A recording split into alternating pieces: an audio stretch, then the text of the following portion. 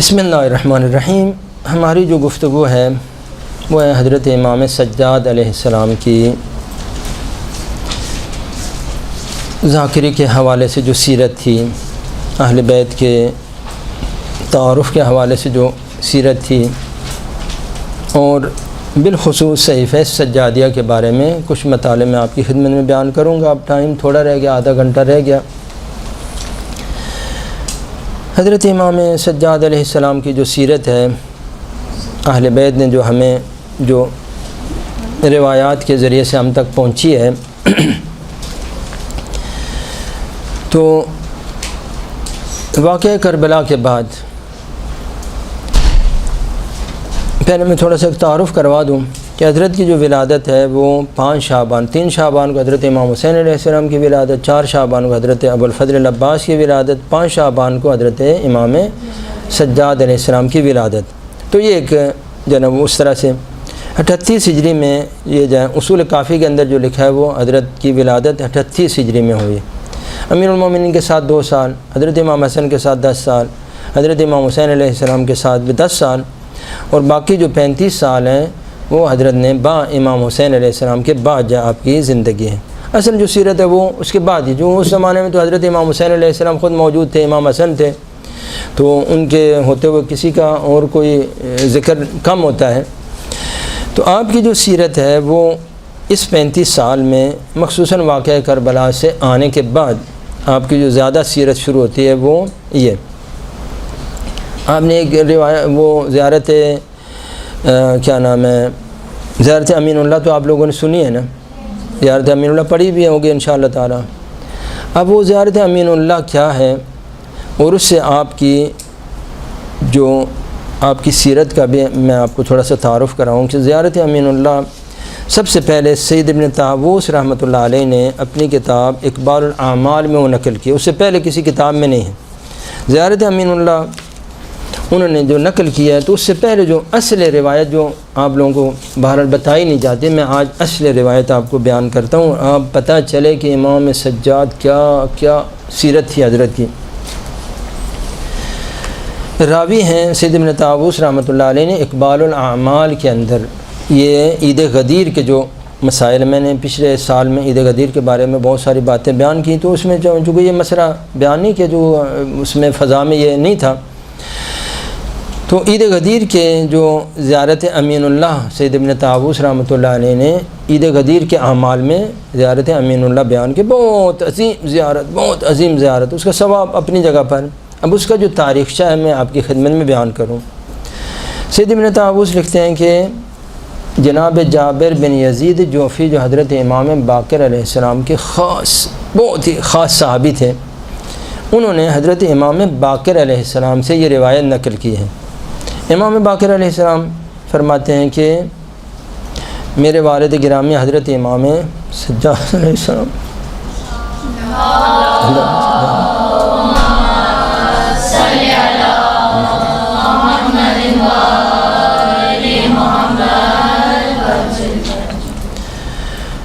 حضرت نے ایک جگہ وہ بالوں سے بنا ہوا خیمہ بنایا، ایک جو تمبو ہوتا ہے، ٹینٹ ہوتا ہے، بالوں سے بنا ہوا حضرت نے خیمہ بنایا۔ وہ اقام بالبادیہ تھے، حضرت نے مدینہ چھوڑ دیا، صحرا کے اندر جا کے، بادیہ بولتے ہیں عرب اس صحرا کو،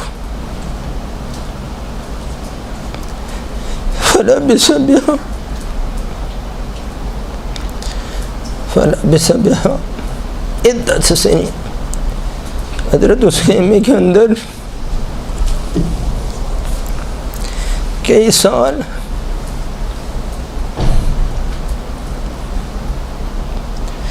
حضرت امام سجاد اس خیمے کے اندر رہے، کئی سال، عدۃ سنین، شاید عدہ عربی میں بولتے ہیں 3 سے لے کر 9 سال کو بولتے ہیں عدہ۔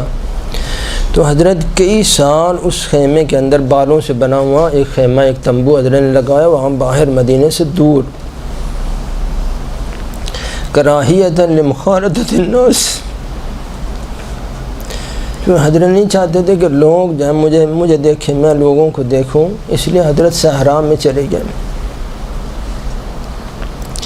پھر حضرت فرماتے ہیں کہ وہاں سے ہی حضرت جو ہے وہ صحرا سے ہی مدینہ میں نہیں آتے تھے، تو حضرت جو ہے وہاں سے ایک صلوات پڑھ لیں۔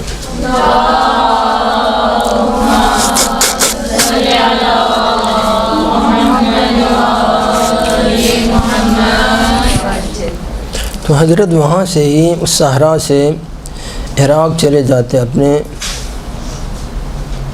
امام حسین کی زیارت کے لیے اور حضرت امیر المومنین کی زیارت کے لیے۔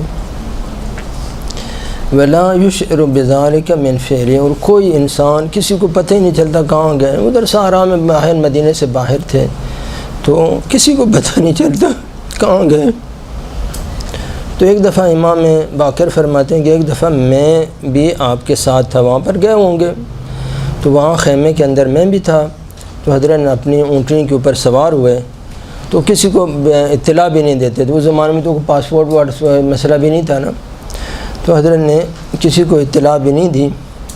تو حضرت فرماتے ہیں، امام باقر فرماتے ہیں کہ فقط میں اور میرے والد گرامی اور 2 اونٹنیاں جس کے اوپر سوار ہو کے ہم وہ صحرا سے چلے گئے، کدھر نجف چلے گئے، پھر وہاں سے کربلا جاتے ہیں۔ حضرت کی ہمیشہ یہ عادت ہے، شاید ہفتے میں 2 مرتبہ چلے جاتے ہوں گے، 3 مرتبہ، مہینے میں 1 مرتبہ چلے جاتے ہوں گے۔ تو حضرت فرماتے ہیں کہ جب آپ وہاں کوفے کے نزدیک پہنچے، نجف کے پاس پہنچے، تو حضرت نے جو اتنا روئے کہ آپ کی داڑھی جو ہے وہ آنسوؤں سے تر ہو گئی۔ تو پھر حضرت نے وہ زیارت امین اللہ پڑھی، سمجھ آئی نا؟ تو اس سے معلوم ہوا کہ آپ کی جو سیرت تھی کہ آپ نے یعنی مدینہ کو ترک کر دیا، اور کئی سال تک جو ہے آپ تنہائی کے اندر، وہ جو بیت الحزن سنا ہوا ہے نا آپ لوگوں نے، تو بیت الحزن یعنی وہ خیمہ تھا بالوں سے بنا ہوا، اونٹ کے بال سے خیمہ بناتے تھے، اس کے اندر رہتے تھے، اور کئی سال تک حضرت وہاں تنہائی میں اپنے بابا کی عزاداری میں مشغول رہے۔ اور ایک اور حدیث ہے کہ جس میں ہے کہ واقعہ کربلا کے بعد بنی ہاشم کی عورتیں 7 سال تک بنی ہاشم کی عورتوں نے کالا لباس پہنا، اور نہ گرمی کی شکایت کرتی تھی نہ سردی کی شکایت کرتی تھی، 7 سال تک۔ جب 7 سال کے بعد اس زیاد ابن زیاد کا سر آیا مدینے میں، تو اس وقت حضرت نے اپنی عورتوں کو فرمایا کہ اب لباس عزا اتار دیں۔ تو اس سے معلوم ہوتا ہے کہ حضرت بھی 7 سال تک جو ہے نا عزاداری کرتے رہے، یعنی کالا لباس بنی ہاشم کی عورتوں نے 7 سال تک، 61 ہجری میں، اور 10 محرم 67 ہجری میں جب یہ ملعون قتل ہوا، عبید اللہ ابن زیاد قتل ہوا، تو اس کا جو سر آیا امام کے پاس، تو اب حضرت نے بولا کہ اب جو ہے نا تم لوگ لباس عزا اتار دو، کالا لباس اتار دو، اور حضرت نے عزاداری ختم کرنے کا اعلان کیا۔ اس قدر کہ بنی ہاشم کی عورتیں، فرمایا کہ بنی ہاشم کے گھر میں کھانا نہیں پکتا تھا، 7 سال تک کھانا نہیں پکا۔ امام سجاد کھانا پکواتے باہر سے، اور ان عزادار عورتوں میں تقسیم کرتے۔ پہلے جو عزاداری ہوتی تھی وہ حضرت ام سلمہ کے گھر میں ہوتی تھی، جب تک حضرت ام سلمہ زندہ رہیں، 6 مہینے واقعہ کربلا کے بعد حضرت ام سلمہ زندہ رہیں، تو عزاداری جو ہوتی تھی وہ حضرت ام سلمہ کے گھر میں ہوتی تھی۔ پھر جب حضرت ام سلمہ کا انتقال ہو گیا 6 مہینے کے بعد، امام حسین کی جو محبت کی پہلی شہیدہ ہے وہ جناب ام سلمہ ہے، صبح و شام روتی،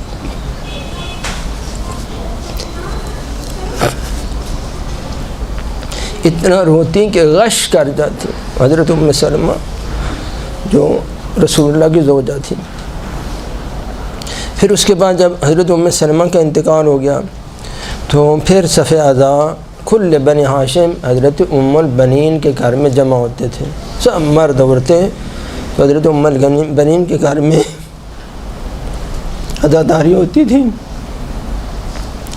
جب ان کا بھی انتقال ہو گیا 62 ہجری میں، حضرت ام البنین کا انتقال 61 ہجری میں واقعہ کربلا کے 6 مہینے بعد حضرت ام سلمہ، اور 1 سال بعد جو ہے وہ حضرت زینب اور حضرت ام البنین کا بھی انتقال ہو گیا۔ پھر اس کے بعد جو ہے وہ عزاداری اب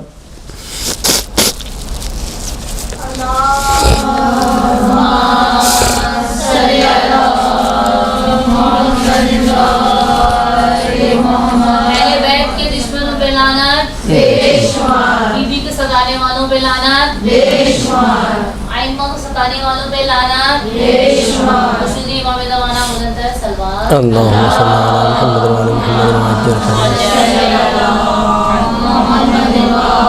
علی محمد تو ان 2 روایتوں سے آپ کو معلوم ہوا کہ اہل بیت نے کس طرح سے عزاداری کی۔ اور وہ جو روایات ہیں کہ حضرت نے 35 سال حضرت نے اپنے والد کے عزا میں وہ حضرت روتے تھے، وہ بحار الانوار کے اندر اس بات کو انہوں نے مرحوم مجلسی رحمۃ اللہ علیہ نے ایک اہل سنت کی ایک کتاب ہے حلیۃ الاولیاء، ابو نعیم اصفہانی ایک سنیوں کے ایک مولانا صاحب تھے، بہت ہی بزرگ، ان کی وفات ہے 400 میرے خیال 435 ہجری میں ان کی وفات ہے۔ تو اس نے کتاب لکھی حلیۃ الاولیاء، اولیاء کی زندگانی کے بارے میں۔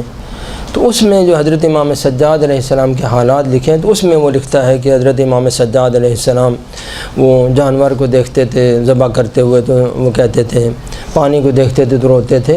وہ ایک سنی عالم بحار الانوار میں حلیۃ الاولیاء سے اس بات کو انہوں نے نقل کیا ہے، اہل سنت کا ایک عالم دین ہے، تو وہ بہت ہی بزرگ عالم دین ہے۔ تو اس نے اہل بیت کے بھی تھوڑے سے حالات لکھے ہیں، پھر ان کے جو اپنے اپنے گرو ہیں، ان کے جو بزرگ ہیں، ان کے بھی حالات لکھے ہیں۔ تو اس میں یہ ہے کہ حضرت جو ہے نا وہ مثلا جانور کو ذبح کرتے تو حضرت جو ممبروں میں پڑھتے ہیں نا یہ چیز جو ہے، تو حضرت کہتے ہیں کیسے ذبح کیا ہے، پانی پھر لاتے آپ کے لیے، پانی لاتے، غذا لاتے، کھانا لاتے۔ تو حضرت جو ہے وہ یہ واقعہ اس نے ابو نعیم اصفہانی نے حلیۃ الاولیاء کے اندر یہ بات لکھی ہے۔ تو سیرت اہل بیت یہی تھی کہ عزاداری کرنا۔ پھر حضرت امام سجاد علیہ السلام کے بعد، حضرت امام سجاد کے بعد حضرت امام باقر علیہ السلام بھی چونکہ واقعہ کربلا کے عینی گواہ ہیں، اس وقت 3 سال کے تھے حضرت امام باقر علیہ السلام بھی خود چشمدید گواہ ہیں، کسی سے سنا نہیں ہے انہوں نے۔ ظاہر بچے ہیں تو بچے تو ویسے ہی چھوٹے ہوتے ہیں، وہ ہر جگہ پہنچ جاتے ہیں، تو حضرت امام باقر علیہ السلام بھی عینی گواہ تھے، لہٰذا انہوں نے حضرت امام صادق علیہ السلام کو خود حضرت امام باقر علیہ السلام نے وہ سارے واقعات بیان کیے۔ اور کتاب من لا یعذر الفقیہ کے اندر یہ روایت ہے کہ حضرت نے جب اپنی وفات کا ٹائم آیا تو کہا کہ بیٹا جعفر 10 سال تک منا کے اندر میرے مصائب بیان کرنا، منا کے اندر پیسے دینا، اور وہاں پر وہ اس زمانے میں رواج تھا کہ عورتیں بیان کرتی تھیں، اور وہ مثلاً جنم عزاداری کا، اور اس زمانے میں مردوں کا اس قسم کا رواج نہیں تھا۔ تو حضرت نے فرمایا کہ وہ جو بیان کرنے والی عورتیں ان کو دینا، اور 10 سال تک میرے مصائب پڑھے۔ پھر حضرت اسی کے اندر یہ من لا یعذر الفقیہ کے اندر دوسری روایت ہے کہ حضرت امام جعفر صادق علیہ السلام نے بھی اپنی وفات کی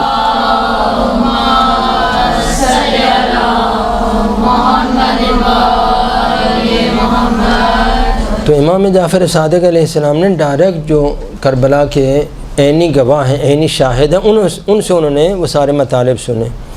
اور حضرت نے بھی وصیت فرمائی امام صادق علیہ السلام نے بھی کہ 8 سال تک منا کے اندر میرے بھی مصائب پڑھائے جائیں۔ تو معلوم ہو کہ اہل بیت یہ عزاداری کو احیاء کرنا خود اہل بیت کی سیرت ہے، یہ سب کے سب روایات ہیں، ہاں سنی سنائی باتیں نہیں جو میں خود اپنی آنکھوں سے دیکھی ہوئی نا آپ کو بیان کر رہا ہوں۔ یہ 2 روایتیں جو میں نے آخر میں بیان کی یہ من لا یعذر الفقیہ کے اندر ہیں، جو مرحوم شیخ صدوق کی کتاب ہے۔ اب حضرت کی سیرت کے بارے میں جو ایک مشہور وہ آپ کا جو خطبہ ہے آپ لوگ سنتے ہیں، اس کے بارے میں کچھ میں مطالب بیان کروں گا۔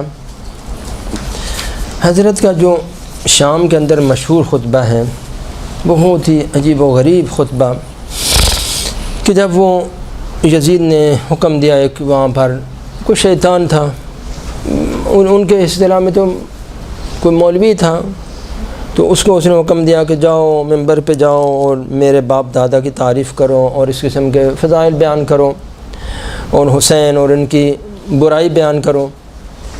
تو حضرت نے فرمایا کہ یا یزید، جب وہ سارا وہ ہو گیا تو حضرت نے فرمایا یا یزید اذن لی حتی اسعد علی ھذی الاعواد، اے یزید مجھے اجازت دو کہ میں ان لکڑیوں کے اوپر جاؤں۔ ممبر نہیں، حضرت نے بولا، حضرت نے فرمایا کہ حتی اسعد علی ھذی الاعواد، ان لکڑیوں کے اوپر میں جاؤں، واتکلم بکلمات فیہ رضا للہ ولہؤلاء الجلساء اجر و ثواب۔ حضرت نے فرمایا کہ یہ جو میں بات کروں گا نا، ایک تو اللہ اس کے اوپر راضی ہے اور اس کے سننے سے ان لوگوں کو بھی ثواب ہوگا، یعنی جو میں بات کروں گا یہ ان لوگوں کے لیے بھی ثواب ہوگا۔ تو پھر حضرت نے وہ خطبہ جو شروع کیا تو حضرت نے فرمایا من عرفنی فعرفنی ومن لم یعرفنی فانا اعرفہ، کہ جو مجھے جانتا ہے وہ تو جانتا ہے میں علی ابن الحسین ابن علی ابن ابی طالب ہوں، جو نہیں جانتا تو میں اس کو بتاتا ہوں کہ میں کون ہوں۔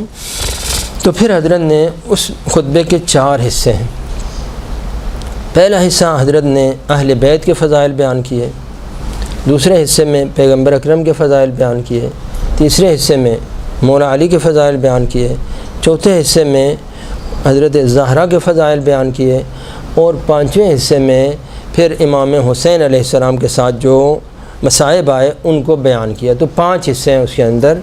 تو پہلے حصے میں حضرت نے اہل بیت کو جو فضائل بیان کیے، فرمایا کہ اللہ تعالیٰ نے ہم اہل بیت کو 13 فضیلتیں عطا کی ہیں، کہ جو اللہ نے کسی مخلوق کو یہ فضیلتیں عطا نہیں کی، 13 فضائل اللہ تعالیٰ نے ہم کو عطا کیے ہیں۔ اوتینا ستا وفضلنا بسبع، کہ ہمیں اللہ تعالیٰ نے یہ 13 فضیلتیں، اوتینا العلم والحلم والسماحۃ والفصاحۃ والشجاعۃ والمحبۃ فی قلوب المؤمنین، اللہ تعالیٰ نے ہمیں علم دیا ہے، حلم دیا ہے، سخاوت دی ہے، فصاحت و بلاغت عطا کی ہے، شجاعت عطا کی ہے، اور ہمیں ہماری محبت اللہ تعالیٰ نے مومنوں کے دلوں میں قرار دی ہے۔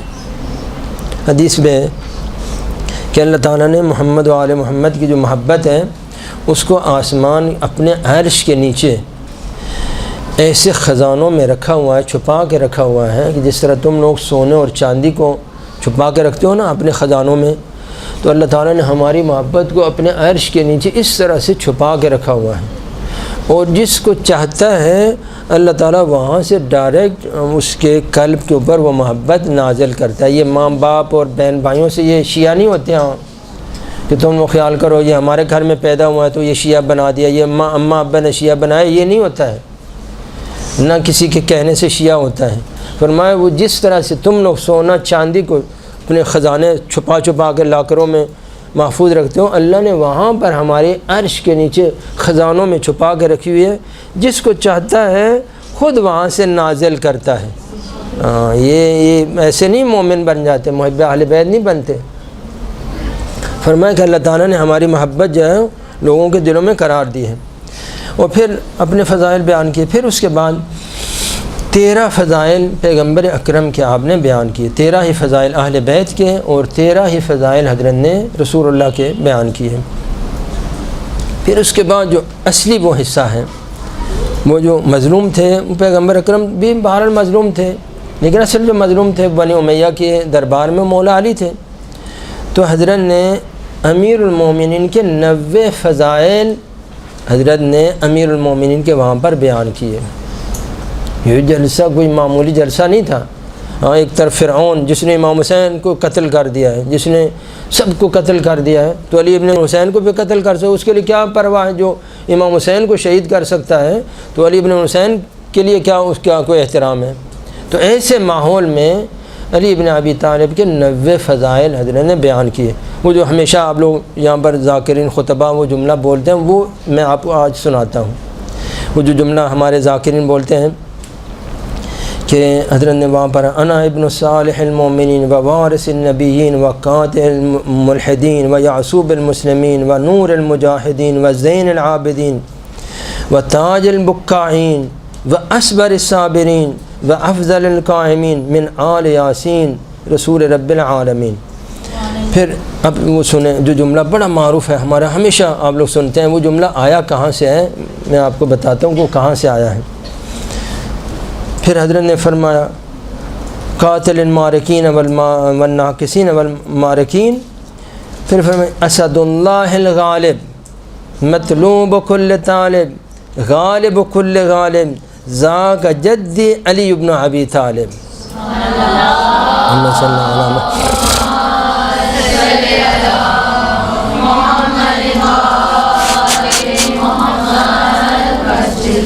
یہ ہمیشہ یہ جملہ سنتے ہیں نا آپ لوگ، ہاں اسد اللہ الغالب، یہ امام سجاد نے یہ کہا اسد اللہ الغالب مطلوب کل طالب غالب کل غالب ذاک جدی علی ابن ابی طالب۔ یہ جو ذاکر خطبہ منبری یہ ہمیشہ آپ نے سنا ہوگا، یہ جملہ آج آپ کو معلوم ہوگا نا کہ یہ کس کا جملہ ہے؟ حضرت امام سجاد کا، اس فرعون کے دربار میں کہ جو امام حسین کا قاتل، ابو الفضل العباس کا قاتل، اس فرعون کے دربار میں حضرت نے پھر حضرت زہرا کے 4 فضائل حضرت نے بیان کیے، اور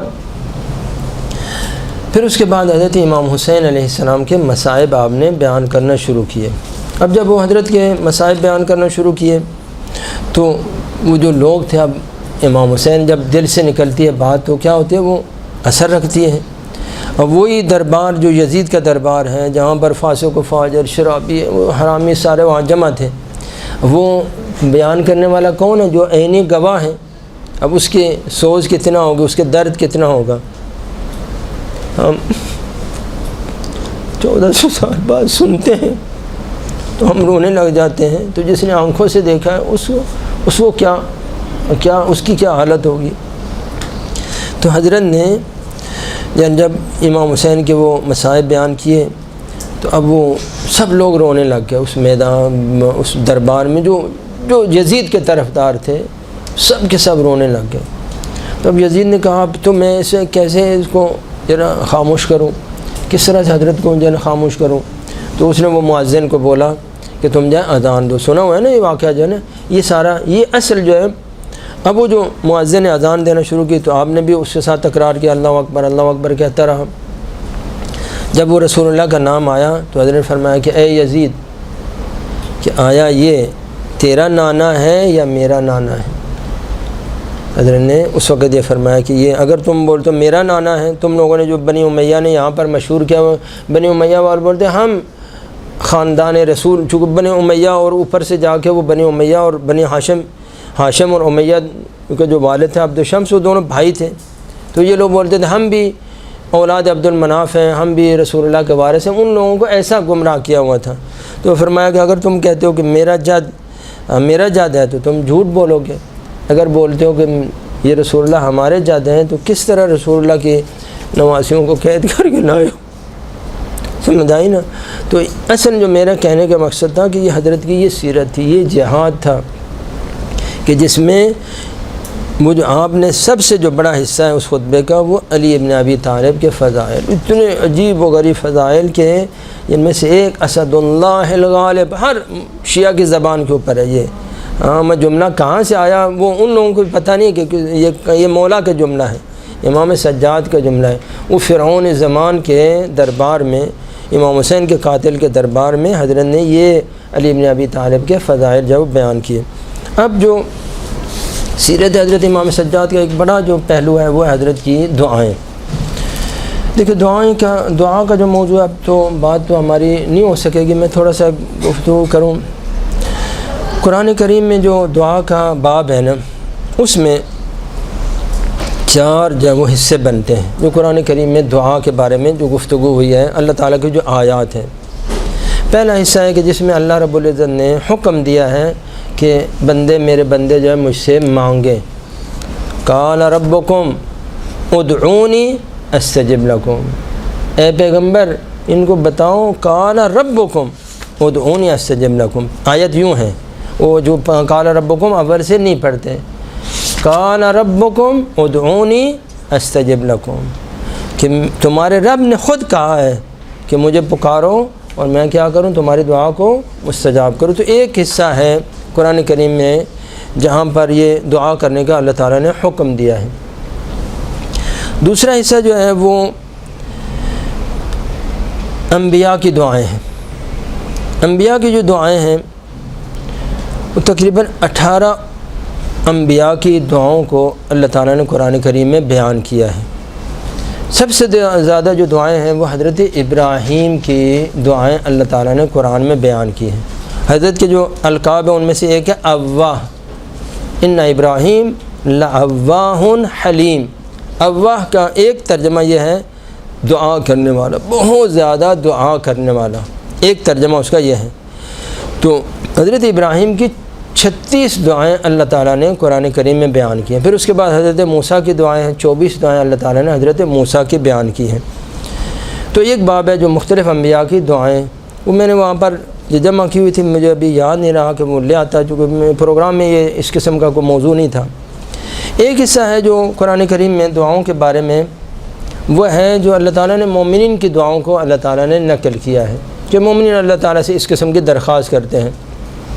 حضرت مریم کی وہ حضرت آسیہ کی دعا کہ رب نجنی من فرعون و عملہ، رب ابن لی عندک بیتا فی الجنہ، اے اللہ میرے لیے جنت میں گھر بنا اور مجھے ونجنی من فرعون و عملہ، تو حضرت آسیہ کی دعا ہے۔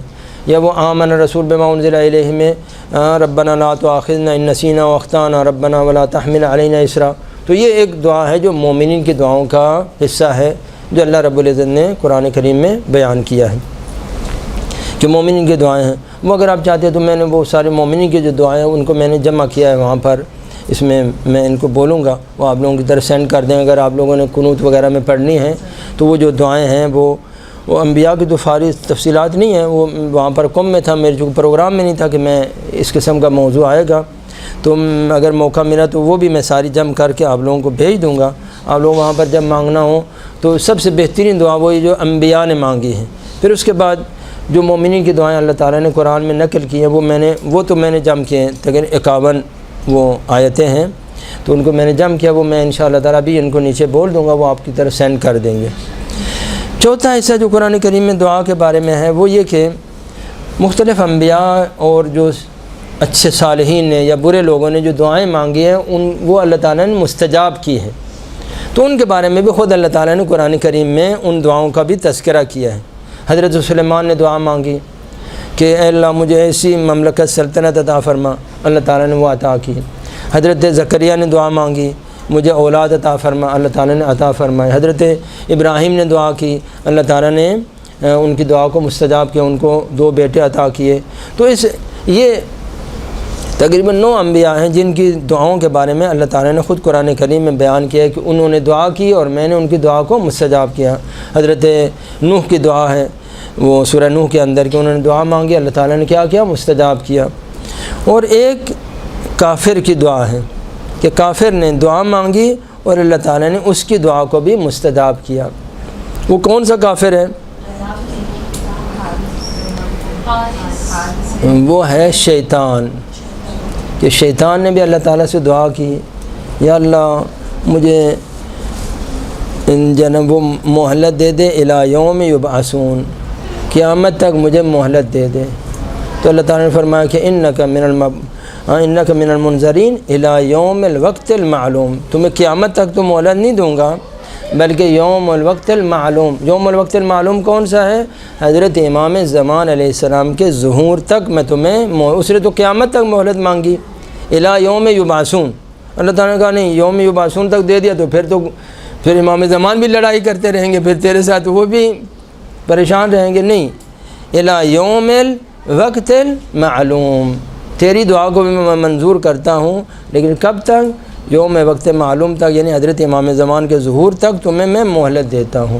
تو یہ بھی ایک باب ہے خود قرآن کریم کے اندر، یہ سارے کا سارا جو حصہ چاروں یہ چیزیں جو ہے قرآن کریم میں ہیں۔ حضرت امام سجاد علیہ السلام کے حوالے سے میں عرض کروں گا